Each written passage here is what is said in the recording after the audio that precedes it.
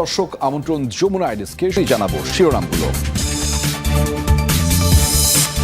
ঐতিহাসিক মক্কা প্যাক্টে যুক্ত হতে পারে মিশরও। তুর্কি পররাষ্ট্রমন্ত্রী জানালেন ইরানকে দমনে নয়, নিজেদের সুরক্ষা নিশ্চিতেই এই চুক্তি।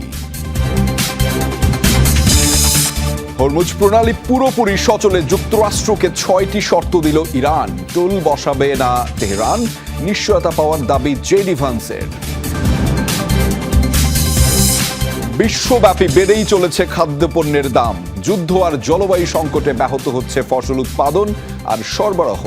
ভয়াবহ সংকটের সতর্কবার্তা জাতিসংঘের।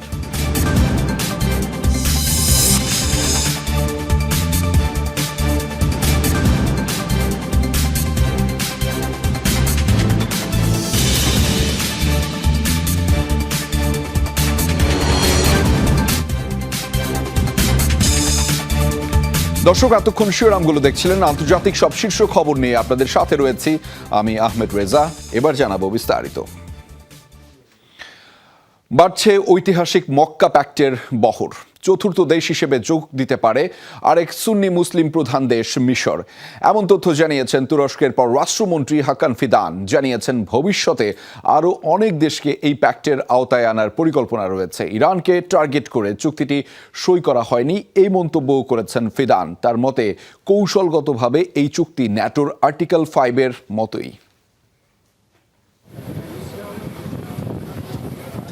ইসরায়েল ও যুক্তরাষ্ট্রের হামলার জবাবে মধ্যপ্রাচ্যে ইরানের হামলার শিকার হয়েছে একের পর এক মুসলিম দেশ।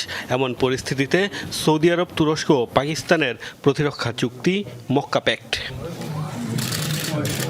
তিন দেশই সুন্নি মুসলিম প্রধান ও যুক্তরাষ্ট্রের মিত্র হওয়ায় অনেকেই প্রশ্ন তুলছেন, তবে কি ইরান বিরোধী অবস্থান নিতেই একজোট হচ্ছে দেশগুলো? নিজেদের অবস্থান স্পষ্ট করে তুর্কি পররাষ্ট্রমন্ত্রী জানিয়েছেন ইরানকে টার্গেট করতে হয়নি মক্কা চুক্তি। আলোচনার মাধ্যমে মধ্যপ্রাচ্য সংকট সমাধানের পক্ষে তাদের অবস্থান। সৌদি আরবের সাথে আলোচনার সময় দেখা গেছে ইরানের বিরুদ্ধে যুদ্ধ করা বা ইরানকে ধ্বংস করে ফেলার মতো কোনো অভিপ্রায় তাদের নেই, বরং এ বিষয়ে তাদের চিন্তাভাবনা ভিন্ন। তাদের অবস্থান হলো ইরানের বিরুদ্ধে সামরিক হস্তক্ষেপ কোনো সমাধান নয়। এই সমস্যার সমাধান আলোচনা ও সমঝোতার মাধ্যমেই হওয়া উচিত। বর্তমানে তিন দেশ চুক্তিতে থাকলেও ভবিষ্যতে এর আকার আরও বাড়ানোর পরিকল্পনা রয়েছে বলেও জানিয়েছেন হাকান ফিদান। তার দাবি, আপাতত চতুর্থ দেশ হিসেবে এতে যোগ দেওয়ার সম্ভাবনা রয়েছে মিশরের। সব বিষয়েই মিশর আমাদের অংশীদার। আমার বিশ্বাস পরবর্তী পর্যায়ে মিশরও এই জোটের অংশ হিসেবে আমাদের সাথে যুক্ত হবে। এক্ষেত্রে কিছু কারিগরি বিষয় রয়েছে, সেগুলোর সমাধান হলে মিশরের এর অংশ না হওয়ার কোনো কারণ নেই। তুর্কি পররাষ্ট্রমন্ত্রী হাকান ফিদান নিশ্চিত করেছেন তাদের মক্কা প্যাক্টের শর্ত কৌশলগতভাবে ন্যাটোর আর্টিকেল 5-এর মতোই। কেবল নিজেদের প্রতিরক্ষাই লক্ষ্য, অন্য কোনো দেশে হামলা বা আগ্রাসনের পরিকল্পনা নেই বলেও দাবি করেন তিনি। মোস্তফা মাহমুদ, যমুনা নিউজ। হরমুজ প্রণালী পুরোপুরি সচলে, যুক্তরাষ্ট্রকে 6টি শর্ত দিল ইরান। মার্কিন নৌ অবরোধ প্রত্যাহার এবং যুদ্ধের ক্ষয়ক্ষতির জন্য ক্ষতিপূরণ দাবি করেছে ইসলামিক রেভলিউশনারি গার্ডস IRGC। আছে নিষেধাজ্ঞা বাতিল আর অবরুদ্ধ সম্পদ ছাড়ের দাবিও। IRGCর সতর্কবার্তা, সবগুলো শর্ত পূরণ হলেই কেবল চালু হবে হরমুজ। তবে জলপথটি ঘিরে টোল বসানোর পরিকল্পনা নেই তেহরানের কর্মকর্তাদের বরাতে, এমন তথ্য জানিয়েছেন মার্কিন ভাইস প্রেসিডেন্ট জেডি ভ্যান্স। ইরানের মূল ভূখণ্ডে যুদ্ধ বন্ধ হলেও হরমুজ প্রণালী ঘিরে উত্তেজনা চলছেই। বিশ্বের অন্যতম গুরুত্বপূর্ণ জলপথটি বন্ধে তেহরানের ট্রাম্প কার্ডের জবাবে মার্কিন নৌ অবরোধ, সব মিলিয়ে এখনও অচল অবস্থায় হরমুজ। প্রণালী ঘিরে বিকল্প একটি অস্থায়ী রুট তৈরিতে চুক্তির কাছাকাছি ইরান ওমান, নিশ্চিত করেছে দুই পক্ষই। কিন্তু এটি সাময়িক বন্দোবস্ত বলেও জানিয়েছে। হরমুজ প্রণালী পুরোপুরি খুলে দেওয়ার জন্য 6টি শর্ত বেঁধে দিয়েছে ইরান। হরমুজ প্রণালী চালুর সাথে ওমান ইরান আলোচনার সম্পর্ক নেই, বরং তা ইসলামিক রিপাবলিকের দেয়া শর্তের ওপর নির্ভর করছে। যুক্তরাষ্ট্র আমাদের শর্ত মানছে কিনা তার ভিত্তিতে হবে সিদ্ধান্ত। মার্কিন নৌ অবরোধ প্রত্যাহার এবং যুদ্ধের ক্ষয়ক্ষতির জন্য ক্ষতিপূরণ দাবি করেছে ইসলামিক রেভলিউশনারি গার্ডস আইআরজিসি। এছাড়া যুক্তরাষ্ট্রের নিষেধাজ্ঞা প্রত্যাহার, অবরুদ্ধ সম্পদ মুক্ত, তেহরানের মূল্যবোধের বিরুদ্ধে হুমকি বন্ধ এবং ইরান ও আঞ্চলিক মিত্রদের বিরুদ্ধে সামরিক পদক্ষেপ স্থায়ীভাবে বন্ধের দাবিও রয়েছে তেহরানের ৬ দফা শর্তাবলীতে। সুপ্রিম ন্যাশনাল সিকিউরিটি কাউন্সিলের সেক্রেটারি মোহাম্মদ বাঘের কাদের জানিয়েছেন, যুদ্ধ বা আলোচনা যাই হোক না কেন এসব দাবি থেকে পিছু হটবে না তেহরান। যুক্তরাষ্ট্রকে আচরণ সংশোধনের আহ্বানও জানিয়েছেন তিনি। অন্যদিকে মার্কিন ভাইস প্রেসিডেন্ট জেডি ভান্সের দাবি, হরমুজ প্রণালীতে টোল বসানোর পরিকল্পনা নেই বলে তাকে নিশ্চিত করেছেন ইরানি কর্মকর্তারা। জলপথটি দিয়ে নিরাপদ জাহাজ চলাচলে কূটনৈতিক, অর্থনৈতিক, সামরিক সব ধরনের বিকল্প প্রয়োগের কথাও জানিয়েছেন ভান্স। ডরথি দাস্টিন, যমুনা নিউজ। চুক্তিতে রাজি করাতে ইরানের উপর চাপ প্রয়োগ অব্যাহত রাখবে যুক্তরাষ্ট্র। ফক্স নিউজকে দেয়া সাক্ষাৎকারে এই মন্তব্য করেছেন দেশটির ভাইস প্রেসিডেন্ট জেডি ভ্যান্স। তবে দাবি, ইসরায়েল ইরানের পারমাণবিক কর্মসূচি পুরোপুরি ধ্বংস করে ফেলেছে মার্কিন বাহিনী। তাদের পারমাণবিক কর্মসূচি ধ্বংস করেছি, প্রচলিত সামরিক শক্তি গুঁড়িয়ে দিয়েছি। যুক্তরাষ্ট্রের সাথে উন্নত সম্পর্ক গড়ে তোলার জন্য প্রয়োজনীয় দীর্ঘমেয়াদী পরিবর্তনগুলো তারা করতে ইচ্ছুক কিনা সেদিকে নজর রাখছি। আমাদের সাধ্যমতো চাপ প্রয়োগ অব্যাহত রাখব। যুদ্ধ নয়, শান্তিও নয়, এমন পরিস্থিতি থেকে বেরিয়ে আসতে চায় ইরান। শনিবার তেহরানে এক সংবাদ সম্মেলনে এই মন্তব্য করেছেন ইরানের প্রেসিডেন্ট মাসুদ পেজেশকিয়ান। তার আশা, ওমানের মধ্যস্থতায় চলমান আলোচনার মাধ্যমেই হবে সংকটের সমাধান। যে কোনো সমঝোতা স্মারকের ক্ষেত্রেই শর্ত লঙ্ঘনের ঘটনা হয়, তবে নীতিগতভাবে বিবাদে জড়ানোর পরিবর্তে এসব লঙ্ঘনজনিত সমস্যা সমাধানের জন্য একটি দল গঠন করা উচিত ছিল। ওমানের মধ্যস্থতায় চলমান আলোচনায় বর্তমানে আমরা সমস্যা সমাধানের চেষ্টা করছি। সৃষ্টিকর্তার ইচ্ছায় আমরা নিশ্চয়ই এমন এক পর্যায়ে পৌঁছাতে পারবো যা আমাদের এই যুদ্ধও নয়, শান্তিও নয় পরিস্থিতি থেকে বেরিয়ে আসতে সহায়তা করবে। অবস্থা নিয়ে ধোঁয়াশার মধ্যে ইরানের সর্বোচ্চ নেতা মুজতাবা খামেনির একটি ভিডিও ফুটেজ প্রকাশ করেছে দেশটির আধার রাষ্ট্রীয় সংবাদ সংস্থা মেহের নিউজ। শনিবার সোশ্যাল মিডিয়া প্ল্যাটফর্ম টেলিগ্রামে প্রকাশ করা হয় ভিডিওটি। তবে এটি কবে ও কোথায় ধারণ করা হয়েছে সে বিষয়ে কোনো তথ্য দেওয়া হয়নি। ফুটেজে দেখা যায় মুজতাবা খামেনিকে ঘিরে বসে আছেন বেশ কয়েকজন ব্যক্তি। তাদের সাথে কথা বলছেন সর্বোচ্চ নেতা, তবে তার চারপাশে থাকা ব্যক্তিদের পরিচয়ও প্রকাশ করা হয়নি। গত 28 ফেব্রুয়ারি ইরানে যুক্তরাষ্ট্র ইসরায়েলের হামলা শুরুর পর থেকেই আর প্রকাশ্যে দেখা যায়নি মুজতবাকে। এমনকি অংশ নেননি তার বাবা প্রয়াত সর্বোচ্চ নেতা আয়াতুল্লাহ আলী খামেনির জানাজাতেও। ভূপাতিত করা যুক্তরাষ্ট্র ও ইসরায়েলের ড্রোন ও আকাশযানের ধ্বংসাবশেষ এর ফুটেজ প্রকাশ করল ইরান।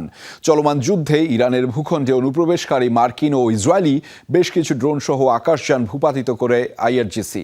গেল সপ্তাহে সেসব সমরযানের ধ্বংসাবশেষের ভিডিও প্রকাশ করেছে ইরানের রাষ্ট্রীয় সংবাদ মাধ্যম প্রেস টিভি, যা মুহূর্তেই মধ্যেই সামাজিক যোগাযোগ মাধ্যমে ছড়িয়ে পড়ে। প্রকাশিত ফুটেজে একটি মার্কিন F-15 ফাইটার জেট সহ কয়েকটি ড্রোনের অংশ দেখা যায়। চলতি বছরের 3 এপ্রিল ইরানের আকাশসীমায় একটি মার্কিন F-15 যুদ্ধবিমান ভূপাতিতের দাবি করেছিল তেহরান। সৌদি আরবের জিজানে আমকোর একটি শোধনাগারে ভয়াবহ অগ্নিকাণ্ডের ঘটনা ঘটেছে। দীর্ঘ প্রচেষ্টার পর আগুন নিয়ন্ত্রণে এনেছে অবকাঠামোটির শিল্প নিরাপত্তা ও অগ্নি নিরাপত্তা দল। ঘটনাটি নিশ্চিত করেছে সৌদির জ্বালানি মন্ত্রণালয়। জানা গেছে, রোববার ভোরে আচমকা আগুন লেগে যায় শোধনাগারটিতে। ক্ষতিগ্রস্ত হয়ে এখনও মেলেনি কোনো রকম হতাহতের খবর। পরিস্থিতি নিয়ন্ত্রণে আনতে তৎপরতা চালাচ্ছে প্রশাসন। আগুন লাগার কারণ এখনও জানানো হয়নি। এদিকে শোধনাগারটিতে হামলা করার দাবি করেছে ইয়েমেনের বিদ্রোহী গোষ্ঠী হুতি। ইয়েমেন সীমান্তের কাছাকাছি অবস্থিত শোধনাগারটিতে উৎপাদিত হয় দৈনিক 4 লাখ ব্যারেল জ্বালানি তেল। এর আগে গেল মাসে ইয়েমেনের হুতি বিদ্রোহীদের হামলার জেরে বন্ধ করা হয়েছিল শোধনাগারটি।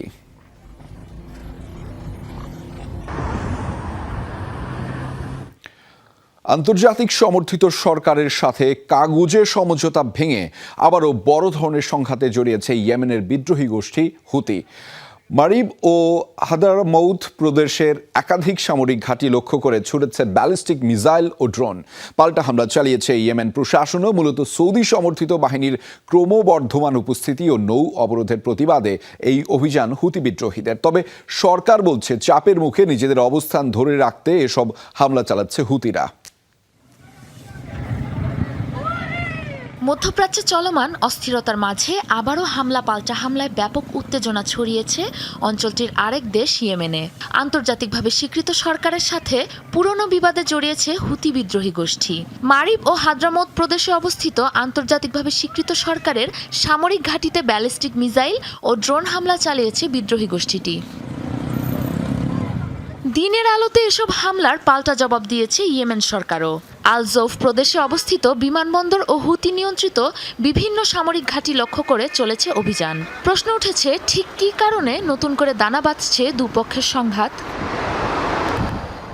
পূর্ব ইয়েমেনে সৌদি সমর্থিত বাহিনীর ক্রমবর্ধমান উপস্থিতি এবং সানার নৌ ও বিমানবন্দরগুলোতে সৌদি অবরোধ এই হামলার মূল কারণ বলে জানিয়েছে হুতিরা। মূল টার্গেটও ছিল মারিব, হাদ্রামৌত ও সৌদি সীমান্ত এলাকার পাহারায় থাকা হোমল্যান্ড শিল্ড ফোর্স। সেই সাথে রিয়াদ নেতৃত্বাধীন জোটের তত্ত্বাবধানে আল জৌফ ও হাদ্রামৌতের হুতি বিদ্রোহী ফ্রন্টলাইনের নিরাপত্তায় নিয়োজিত ইমার্জেন্সি রেসপন্স ফোর্সেসের ঘাঁটিও হয়েছে লক্ষ্যবস্তু। ইয়েমেন প্রশাসন বলছে, সামরিক ও রাজনৈতিক চাপের মুখে নিজেদের অবস্থান ধরে রাখতে এসব হামলা চালাচ্ছে হুতিরা। 2022 সালে এক অনানুষ্ঠানিক যুদ্ধবিরতির মধ্য দিয়ে কার্যত বন্ধ হয় হুতি ও সৌদি নেতৃত্বাধীন জোটের মধ্যকার সংঘাত। দীর্ঘ বিরতির পর সংঘাত আবারও মাথাচাড়া দিয়েছে ইরান যুক্তরাষ্ট্র যুদ্ধ ঘিরে। সবশেষ গেল মাসে সৌদি আরবের বেশ কিছু জাহাজে হামলা করার মধ্য দিয়ে দেশটির বিরুদ্ধে নৌ অবরোধ ঘোষণা করে হুতি গোষ্ঠী, যার জবাবে পশ্চিম ইয়েমেনের হুতি নিয়ন্ত্রিত এলাকাগুলোতে বিমান হামলা চালায় রিয়াদ, যা গেল 4 বছরে দুপক্ষের মধ্যে হওয়া সবচেয়ে বড় সংঘাত। দুপক্ষকে উত্তেজনা প্রশমনের আহ্বান জানিয়েছে জাতিসংঘ। তবে বর্তমান পরিস্থিতিতে দেখা দিয়েছে আবারও বড় ধরনের যুদ্ধ বেঁধে যাওয়ার শঙ্কা। সাবরিনা নুসরাত, যমুনা নিউজ। যুক্তরাষ্ট্রের সাবেক প্রেসিডেন্ট জো বাইডেনের হাড়সহ শরীরের অন্যান্য অঙ্গ প্রত্যঙ্গে ছড়িয়ে পড়েছে ক্যান্সার। সংবাদ মাধ্যমকে দেয়া সাক্ষাৎকারে এই কথা জানিয়েছেন তার ছেলে হান্টার বাইডেন। হোয়াইট হাউস ছাড়ার পর গেল বছর মে মাসে বাইডেন নিজেই জানান তার শরীরে শনাক্ত হওয়া প্রোস্টেট ক্যান্সারের কথা, যা তার হাড়েও ছড়িয়ে পড়েছে। নিয়মিত চিকিৎসা নিচ্ছেন তিনি। গত বছর অক্টোবরে বাইডেনের একজন মুখপাত্র জানিয়েছেন ক্যান্সারের জন্য রেডিয়েশন ও হরমোন থেরাপি নিচ্ছেন তিনি। স্বাস্থ্য পরিস্থিতি নিয়ে প্রশ্ন ওঠার পরও 2024 সালের নির্বাচনে লড়ার ঘোষণা দিয়েছিলেন তিনি। পরে ডেমোক্র্যাটদের চাপের মুখে সরে দাঁড়ান। যুক্তরাষ্ট্রের ইতিহাসে সবচেয়ে বয়স্ক প্রেসিডেন্ট ছিলেন জো বাইডেন। বিশ্বজুড়ে বেড়েই চলেছে খাদ্যপণ্যের দাম। গত জুলাইয়ে আগের মাসের তুলনায় 0.6% বেড়েছে খাদ্যমূল্য। জাতিসংঘের খাদ্য ও কৃষি সংস্থা জানিয়েছে এই তথ্য। রাশিয়া ইউক্রেন যুদ্ধ, মধ্যপ্রাচ্যের সহিংসতায় চরমভাবে ব্যাহত খাদ্য সরবরাহ, জলবায়ু সংকটে ক্ষতিগ্রস্ত ফসল উৎপাদনও সব মিলিয়ে বিশ্ব এক ভয়াবহ সংকটে বলেও সতর্কবার্তা দিয়েছে FAO। পশ্চিম এশিয়ায় ধান, গম সহ বিভিন্ন দানাদার শস্য ঘরে তোলার উপযুক্ত সময়। তবে এবার তীব্র দাবদাহ আর শুষ্ক আবহাওয়ার কারণে কমে গেছে ফসলের ফলন। তার উপর রাশিয়া ইউক্রেনের যুদ্ধের জেরে কৃষ্ণসাগর দিয়ে রফতানি বাধাগ্রস্ত। মধ্যপ্রাচ্যে সংঘাতে টালমাটাল আন্তর্জাতিক পরিবহন ব্যবস্থা। এশিয়ার এল নিনোর প্রভাবে নষ্ট হচ্ছে ফসল। ইউরোপ জুড়ে চলা তীব্র তাপপ্রবাহ ফেলছে প্রভাব। সব মিলিয়ে যুক্তরাষ্ট্র, ইউরোপ, এশিয়ার দেশগুলোতে খাদ্যপণ্যের দাম বেড়েই চলেছে। সবচেয়ে বেশি বেড়েছে গম, চিনি আর ভোজ্য তেলের দাম। গমের দাম বেড়েছে গড়ে প্রায় 6%। পাম থেকে সয়াবিন, ঊর্ধ্বমুখী সব ধরনের ভোজ্য তেলের দাম সূচক গিয়ে ঠেকেছে 4 বছরে সর্বোচ্চে। বিশ্বব্যাপী চিনির দাম বেড়েছে উল্লেখযোগ্য হারে, প্রায় 5.5%। একদিকে ভয়াবহ গরম ও শুষ্ক আবহাওয়ায় কমেছে আখের ফলন, অন্যদিকে কিছু দেশে ইথানল বানাতে বাড়ছে আখের ব্যবহার।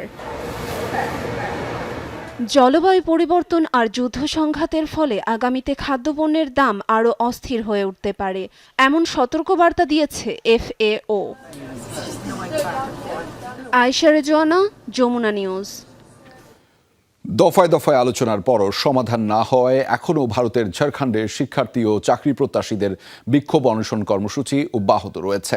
এমন পরিস্থিতিতে আন্দোলনকারীদের সাথে রোববার আবারও আলোচনায় বসার ঘোষণা দিয়েছে রাজ্য সরকার। তবে আন্দোলনকারীদের অভিযোগ, আন্দোলন নস্যাতে রাজনৈতিক ষড়যন্ত্র করছে সরকার। তাদের দাবি, শিক্ষার্থীদের মধ্যে বিভেদ সৃষ্টির চেষ্টা চলছে। এদিকে অনশনরত শিক্ষার্থীদের শারীরিক অবস্থার আরও অবনতি হয়েছে। গত 16 দিন ধরে সরকারি নিয়োগ পরীক্ষায় অনিয়ম ও দুর্নীতির প্রতিবাদে আন্দোলন চলছে ঝাড়খণ্ডে। গত শুক্রবার থেকে সরকার আন্দোলনকারীদের 5 দফা বৈঠক করলেও হয়নি কোনো সুরাহা।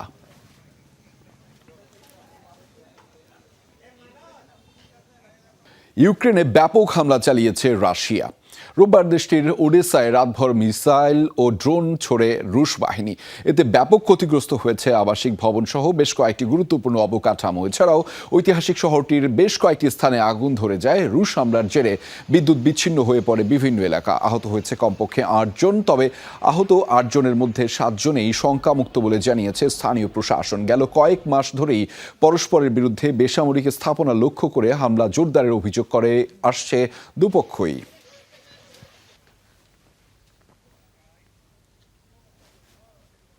তাইওয়ানের বার্ষিক সামরিক মহড়ায় রাসায়নিক হামলা মোকাবেলায় প্রস্তুতি নিল সেনারা। দ্বীপটিতে চলছে 10 দিন ব্যাপী সামরিক মহড়া। রোববার রাসায়নিক হামলা হলে কি করণীয় আর কিভাবে নিজেকে সুস্থ রেখে যুদ্ধ চালিয়ে যাওয়া হবে তারই অনুশীলন করেন দ্বীপ অঞ্চলটির সেনারা। প্রশিক্ষণের একটি ভিডিও ফুটেজও প্রকাশ করেছে তাইওয়ানের সেনাবাহিনী, যেখানে দেখা যায় মহড়ায় অস্ত্র ও সরঞ্জাম জীবাণুমুক্ত করার কৌশলও শেখানো হচ্ছে। তাইপের দাবি, চীনের ক্রমবর্ধমান উস্কানির জবাবে নিজেদের প্রস্তুত রাখতেই তাদের এই মহড়া। 5 আগস্ট শুরু হওয়া মহড়া চলবে আগামী 14 আগস্ট পর্যন্ত। স্পেনে অপ্রত্যাশিত অভিবাসী সংকটের পর দেশটির সাথে অন্যান্য ইউরোপীয় মিত্রদের সম্পর্ক জটিল হচ্ছে। এরই মাঝে স্পেন থেকে ইতালি যাওয়া যে কোনো দেশের নাগরিকদের জন্য সীমান্তে তল্লাশি জোরদার করেছে রোম, যা অযৌক্তিক ও বৈষম্যমূলক আখ্যা দিয়েছে স্পেন। সিদ্ধান্তটি প্রত্যাহারের আহ্বান জানালেও তা নাকচ করে ইতালি। জবাবে ইতালি থেকে যাওয়াদের জন্য একই কার্যক্রমের সিদ্ধান্ত নিয়েছে স্পেন। বিমানবন্দরে নেমে দীর্ঘ লাইনে দাঁড়িয়েছেন ইতালি থেকে স্পেনে আসা যাত্রীরা। একে একে তাদের পাসপোর্ট ও অন্যান্য নথি খতিয়ে দেখছে এয়ারপোর্ট সিকিউরিটি।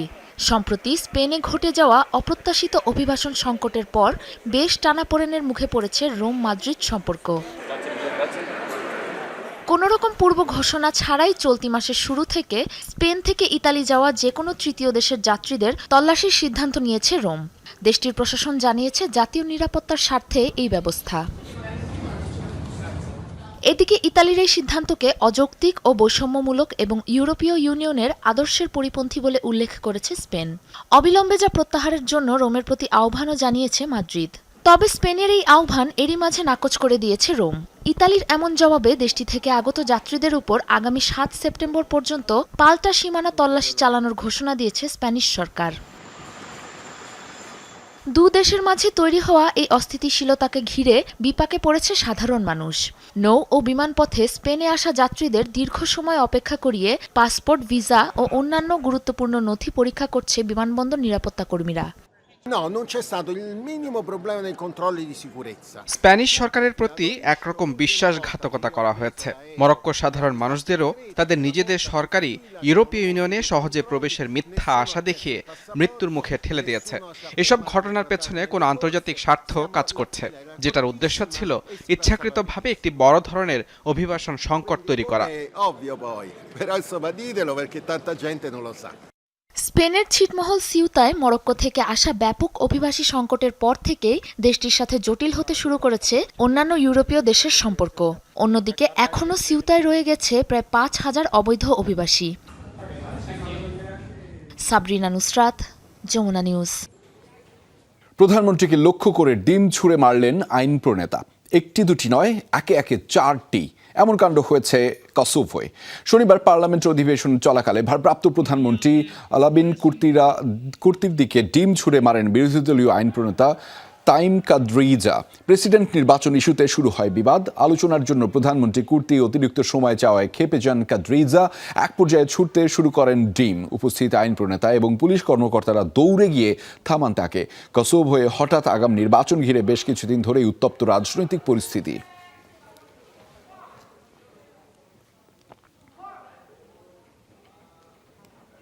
এক রাতে দ্বিগুণ আকার ধারণ করেছে কানাডার দাবানল। নতুন করে জারি করা হয়েছে জরুরি সতর্কতা। শনিবার দাবানল ছড়িয়ে পড়ে দেশটির পশ্চিমাঞ্চলের 9,000 হেক্টরের বেশি এলাকায়, যার কারণে সরিয়ে নেওয়া হয়েছে ব্রিটিশ কলম্বিয়ার 20,000-এর বেশি মানুষকে। বন্ধ করে দেওয়া হয়েছে এই এলাকার হাইওয়ে। এছাড়াও স্পেনের হুয়েলভা প্রদেশের 4,000 হেক্টর এলাকা পুড়ে গেছে। শত শত মানুষকে সরিয়ে নেওয়া হয়েছে নিরাপদ অঞ্চলে। ইতালির গার্দা হ্রদের কাছে দাবানল ছড়িয়ে পড়ায় এলাকা ছাড়তে বাধ্য হচ্ছে স্থানীয়রা। সার্বিয়ার সংরক্ষিত প্রাকৃতিক অঞ্চল ও বুলগেরিয়াতেও ছড়িয়েছে দাবানল। তীব্র দাবদাহের কারণে ইউরোপে বেড়েই চলেছে দাবানলের ভয়াবহতা।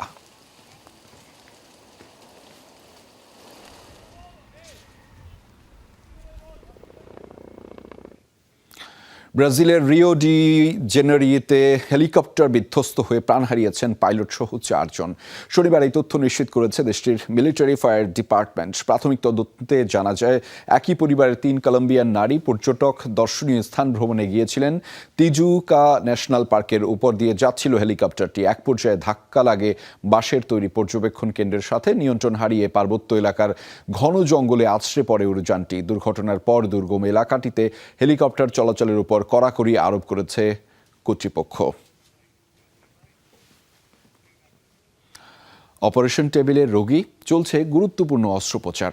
এমন সময়ে শুরু হওয়া ভয়াবহ ভূমিকম্পে কাঁপছে চারদিক।